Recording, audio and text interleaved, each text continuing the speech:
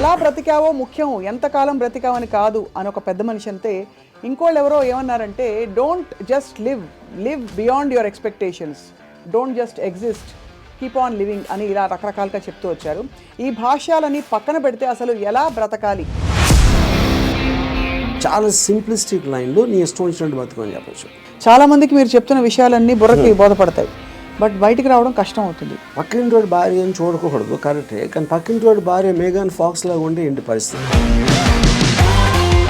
అసలు ఎలా బ్రతకాలి అనే క్వశ్చన్కి what is the trigger?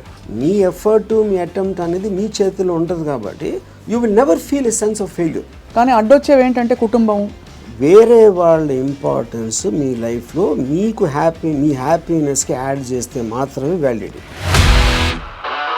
Suppose somebody derives real happiness or high in making another person happy, then what do? If my happiness is coming out of someone which is my decision only, no? ఈ whole process లో biggest deterrents human relationships అంటారా, religion అంటారా?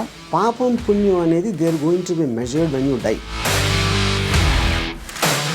But అవతల వాళ్ళని వాడేసుకోవడం అనేది అది ఇంకొక ఎక్స్ట్రీమ్ కదా.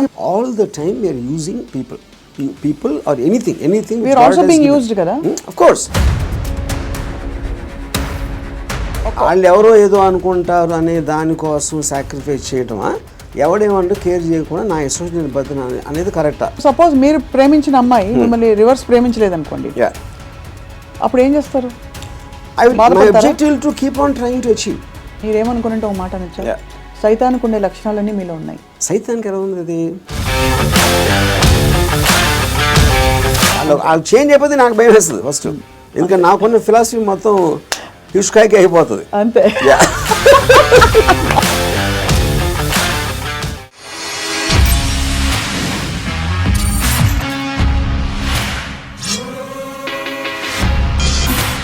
Hello and welcome to another episode of రామోయిజం. ఎలా బ్రతికావో ముఖ్యం, ఎంతకాలం బ్రతికావని కాదు అని ఒక పెద్ద మనిషి అంతే. ఇంకోళ్ళు ఎవరో ఏమన్నారంటే, don't just live beyond your expectations, don't just exist, keep on living అని ఇలా రకరకాలుగా చెప్తూ వచ్చారు.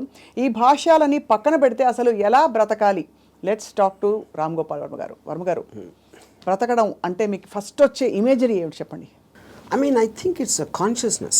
అంటే మీరు if you are conscious that you are you're seeing something or you're hearing something అనేది దాని నుంచి మనకు వచ్చి కలిగిన ఒక kind of an emotional aspect అనేది you will feel alive because of that. So అప్పుడు ఆటోమేటిక్గా ఎలా బతకాలి అనే కాంటెక్స్ట్ వచ్చినప్పుడు చాలా సింప్లిస్టిక్ లైన్లో నీ ఇష్టం వచ్చినట్టు బతకని చెప్పచ్చు. అంతకన్నా కాంప్లెక్స్ అనేది లేదు, పాయింట్ 1. కానీ ఇష్టం వచ్చినట్టు బతికే వాళ్ళు ఎంతమంది ఉంటారు అనేది next point. Most of the time మనం వేరే వాళ్ళ కోసం బతుకుతాం, మన కోసం మనం బతకం.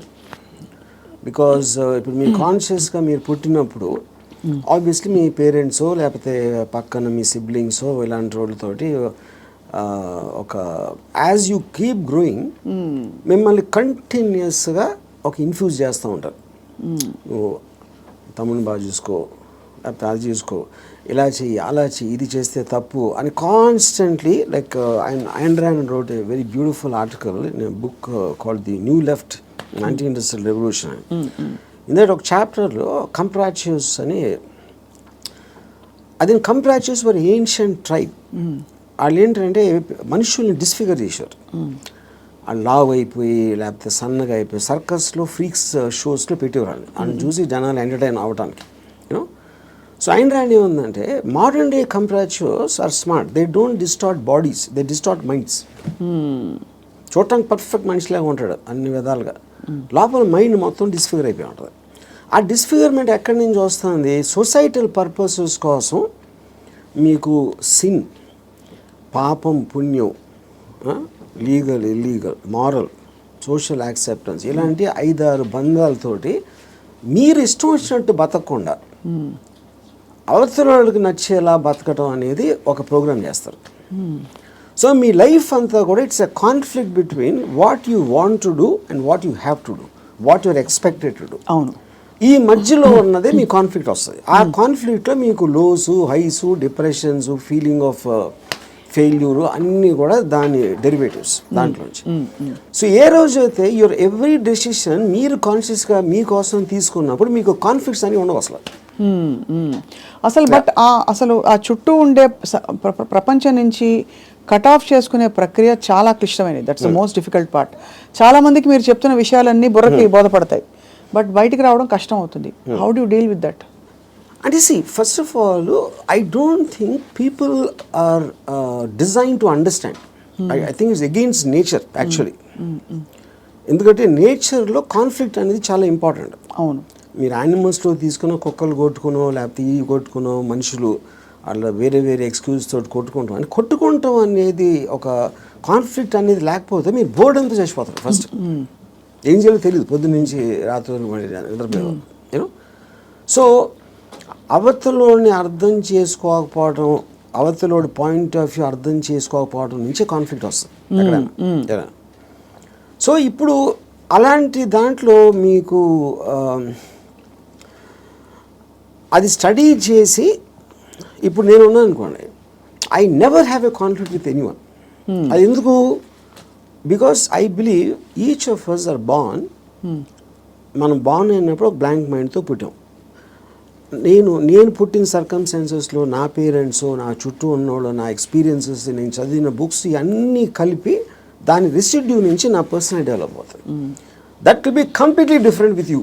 ఎందుకంటే మీరు పుట్టిన సర్కమ్స్టాన్స్ దాకా నేను చెప్పిన ఫ్యాక్టర్స్ అని మీకు వేరు ఉంటాయి. అవును. Each and every person will have a different thing. అప్పుడు నన్ను మీరు అర్థం చేసుకోవాలని అనుకుంటాం. First of all that is a fundamental mistake.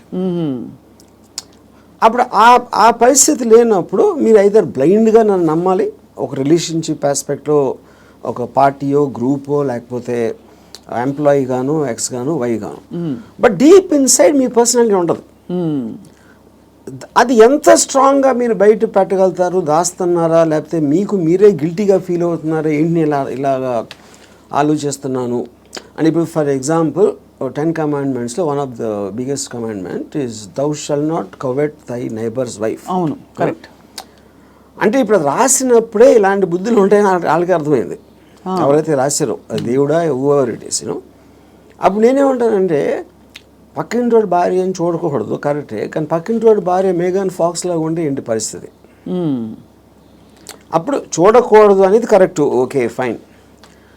కానీ మనకున్న మైండే, మనకున్న బుద్ధో చూసేలా చేస్తుంది. కరెక్ట్. అప్పుడు ఏంటి మీరు సీక్రెట్గా చూస్తారు. సీక్రెట్గా చూస్తే ఓకేనా అంటే మన that is again huge other aspect. Similarly నేను ఒక షార్ట్ పని చేస్తున్నా, నా బాస్కి నాకన్నా మంచి లైఫ్ స్టైల్ ఉంది, ఆడ కారు ఉంది, నా దగ్గర లేదు, ఆడ దగ్గర ఏదో ఉంది. అప్పుడు నేను ఈయన కొట్టేసి తీసుకోవాలని నేను అనుకోవచ్చు కదా. But then I'm stop by my fear or the legal aspect, తర్వాత కాన్సిక్వెన్స్ అని కొంతమంది చేసేయచ్చు, which will become criminals in the view of society. So ఇప్పుడు గుడ్ బ్యాడ్ అనేది లేదు, పాపం పుణ్యం లేదు. ఇవన్నీ కూడా మనం పర్స్పెక్టివ్స్లో క్రియేట్ చేసుకునే అర్థమైన రోజు మీరు నిజంగా చాలా హ్యాపీగా బతుకుతారు. That is what is called ఎలా బతకాలి అనేది అండర్స్టాండింగ్తో బతకాలి. Understanding of issues, understanding of conflicts, understanding of మీకున్న రిలేషన్షిప్స్. రైట్. అట్లా చాలాసార్లు ఏంటంటే సొల్యూషన్ కాకుండా they only want to talk about problems. Correct. ఎందుకంటే సొల్యూషన్ వచ్చేస్తే మళ్ళీ మీకు బరువు పడుతుంది. Then you look for another problem. Because ఆ ప్రాబ్లం లేనిదే మనకు బ్రతకడం చేత కదనా. అంతే. ఇప్పుడు ఉదాహరణకి నాకు పెళ్ళి అయినప్పుడు I basically was Ilaiyaraaja fan. My wife use to like ghazals. మా ఇంట్లో ఒకే టైప్ పడుతుంది ఒక చిన్నది. ఇళయరాజా తనకేస్తుంది, నాకు గజల్ ఎలా కూడుతుంది. అప్పుడు నేను ఏం చేసేవాడిని, నేను రోడ్ మీదకి వెళ్ళి ఫుట్పాత్ మీద కూర్చుని వాక్మెన్ వినేవాడిని ఇళయరాజా సాంగ్స్. అది నా దృష్టిలో సొల్యూషన్. బట్ తన దృష్టిలో ఇట్ ఈస్ డిఫైన్. అంటే అప్పుడు తన టేస్ట్కి నన్ను కన్వర్ట్ అవ్వాలి అని అనుకోవడానికి, లేకపోతే నా టేస్ట్కి నువ్వు కన్వర్ట్ అవ్వాలి, అప్పుడే కాన్ఫ్లిక్ట్ వస్తుంది. మీరు అనుకోవాలి. అది కాకుండా నేను అనుకోలేదు. నేను ఎందుకంటే నేను ఎవరిని కూడా I will not ask them to change. I will not ask anybody to live for నాలాగా బతకదని నేను ఎవరిని అడగను, నా కోసం బతకమని నేను ఎవరిని అడగను. That individuality I think is the most biggest gift nature or god has given us. ఆ ఇండివిజువాలిటీని మీరు సొసైటీ కోసం త్యాగం చేసినప్పుడే మీరు బతికే విధానం అంతా కూడా it will become a big headache.